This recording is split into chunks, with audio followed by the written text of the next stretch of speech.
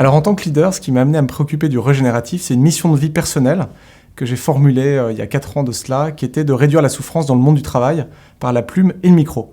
Et donc quand on a cette raison d'être, ce driver de la souffrance au travail, on arrive assez rapidement à remettre en cause un peu nos cultures d'entreprise, nos cultures mécanistes, pyramidales, hiérarchiques, et on se préoccupe et on s'interroge sur une autre façon de s'organiser et d'être ensemble dans le monde du travail. Et c'est le petit fil que j'ai tiré en tant que leader en créant AXA Climate pour arriver à bâtir ce qu'on pense être une culture régénérative, c'est-à-dire une culture simplement qui se met au service des collaborateurs et des collaboratrices pour leur permettre de développer leur potentiel. Et donc, voilà, c'est ce chemin qui m'a amené en tant que leader à penser l'entreprise régénérative. Alors AXA Climate, c'est une formidable aventure. On s'est lancé il y a 4 ans, on était 5 à l'époque, on est 200 maintenant. On a bien grandi et en fait notre mission elle est simple, c'est l'adaptation climatique et environnementale. L'adaptation il y a 4 ans, il y a très peu de gens qui en parlaient, on parlait déjà beaucoup de carbone. Maintenant elle est dans la bouche et sur la bouche, sur les lèvres de l'ensemble des acteurs publics et privés. Et nous on se dédie à ça, à aider le secteur public et privé à son adaptation. Et on le fait à travers 3 grands métiers.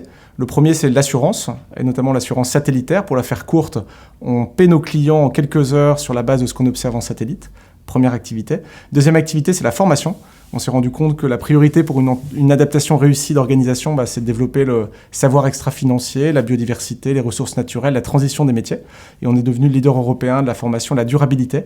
4 millions de personnes, en dehors d'AXA, ont accès à nos contenus. On est devenu une sorte de boîte de production audiovisuelle de formation. Et le troisième métier, c'est ce que j'appelle le Alain Gillot-Pétré du climat pour les plus vieux d'entre vous.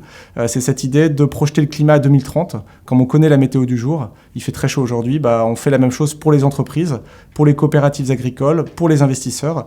Qu'en est-il et qu'en sera-t-il du climat à une maille fine à 2030, à 2050 pour prendre des bonnes actions? Donc AXA Climate, c'est tout ça. Et depuis quelques mois, c'est une raison d'être qui nous tourne résolument vers un point d'atterrissage positif. Et cette raison d'être, elle est française, elle est ambitieuse, elle est un peu folle. C'est de rendre l'entreprise régénérative universelle. C'est une super bonne question parce que la rendre universelle, c'est très exigeant. Ça veut dire que tous ceux qui adoptent cette paire de lunettes régénératives, elles doivent pouvoir, ces personnes, la pratiquer au quotidien, quel que soit leur territoire, leur entreprise, leur secteur d'activité, leur âge, etc.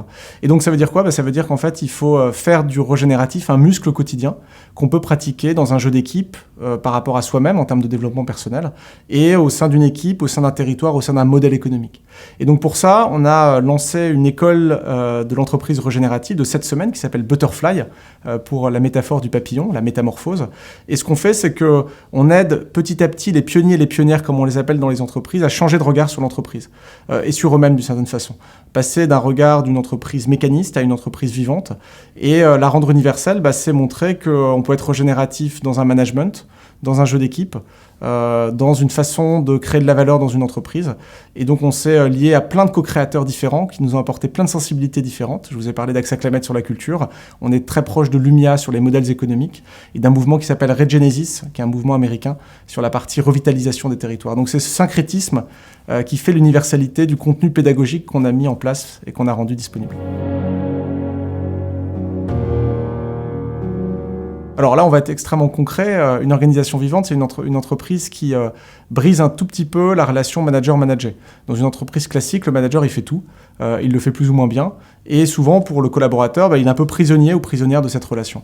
Une entreprise vivante, c'est une entreprise qui casse cette relation et qui remplace le manager par des rituels collectifs, des décisions collectives sur des sujets qui comptent.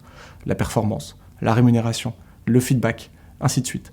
Et donc une culture vivante, en fait, c'est une culture qui crée les conditions de développement du potentiel et les conditions d'autonomie. Donc c'est AXA Climate, parce que je parle de ce que je connais, les collaborateurs, ils sont autonomes, ils n'ont à répondre de personne, de leurs aspirations et des énergies qu'ils ont envie de mettre sur telle ou telle mission, dans le respect évidemment de la cause et de la raison d'être. Et donc la GLUS, c'est pas le management, la GLU collective, ce sont ces rituels de décision qu'on travaille ensemble, qui nous permettent d'avoir une organisation qui est décentralisée et que chacun et chacune peut faire œuvre d'autonomie, de pouvoir de décision sur des choses aussi concrètes que le recrutement, la rémunération, la performance ou l'animation collective. Le leadership, il est clair, c'est un leadership indirect. Alors j'aime bien prendre l'exemple d'une plante dans un pot. Le leadership classique, c'est on l'arrose, on lui fait du bien. Ça, c'est chouette. Le problème, c'est que ce leadership classique, en fait, si le leader qui arrose la plante chaque matin dans son pot disparaît, la plante meurt. Donc elle n'est pas résiliente au leader qui a inspiré l'action. Et puis ce leader direct, il ne va pas être surpris par la plante parce qu'elle va rester dans un pot. Et donc cette image, elle m'amène à préparer et présenter ce que c'est qu'un leadership indirect, qui est pour moi un leadership régénératif, qui est finalement de jouer plus sur les conditions que sur faire du bien directement. En l'occurrence, ça veut dire comprendre la plante dans sa singularité, quelle est son espèce, quel est son âge, qu'est-ce qui la constitue. Et à partir du moment où on a compris ce qui la constitué, sa singularité, la mettre dans un écosystème qui va permettre à cette plante de fleurir dans un écosystème végétal, humain ou végétal. Et là, ça permet, dans un leadership indirect, à la fois de ne disparaître en gardant la plante résiliente, et d'être surpris parce que cette plante, au bout de quelques jours, quelques mois, elle va devenir plein d'autres choses que ce que le leader avait en tête. Et donc il suffit de voir des collaborateurs comme des plantes, des territoires comme des plantes, des entreprises comme des plantes, et vous avez la clé de ce qui est pour nous un leadership régénératif, qui est vraiment un leadership indirect sur les conditions, et pas uniquement direct. Le rôle de la culture dans cette transition, elle est clé, on en parle très très peu. Il y a beaucoup de souffrance dans le monde du travail, dans nos organisations classiques, dans nos grandes entreprises. Et il n'y aura pas de transition réussie sans une libération des collaborateurs et des collaboratrices. C'est notre conviction. Changer des modèles économiques, faire de la durabilité, prendre des bonnes actions en externe, c'est bien. Mais il y a un jeu de miroir évident entre l'interne et l'externe. Et on arrivera collectivement à y aller que si on a fait une révolution culturelle dans nos entreprises. C'est notre conviction et on se battra pour. Alors la paire de lunettes à adopter, c'est une paire de lunettes critique. Alors, on ne va pas revenir sur... on aime bien les Français déconstruire, mais il s'agit quand même un peu de ça. Il faut regarder nos modèles économiques tels qu'ils sont et faire la différence entre des modèles économiques volumiques, où finalement une entreprise gagne de l'argent parce qu'elle vend plus de matière, d'une certaine façon.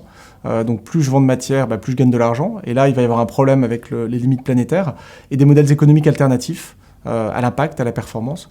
Un exemple concret pour nos auditeurs, vous vendez des intrants chimiques pour l'agricole, des coopératives. Si votre chiffre d'affaires et vos revenus viennent uniquement de la vente d'entrants de pesticides, de fongicides, plus vous en vendez, plus vous gagnez de l'argent. Et là, il y a un problème, parce que ça appauvrit le sol. Par contre, si vous commencez à conditionner votre revenu à la performance du rendement agricole de vos clients, donc à aligner les intérêts, et là, ce qui est génial, c'est que vous allez pouvoir voir non pas vos intrants chimiques, votre matière, pesticides, fongicides, comme des sources de revenus, mais comme des coûts, puisque vous êtes au rendement, donc pour vous, c'est maintenant un coût qu'il faut réduire. Donc c'est ça le changement de paire de lunettes, c'est voir des choses, voir la matière non pas comme une source de revenus, mais comme une source de coûts, et donc avoir un modèle qui vous incite économiquement à baisser la facture pour la planète et la facture en termes de matière.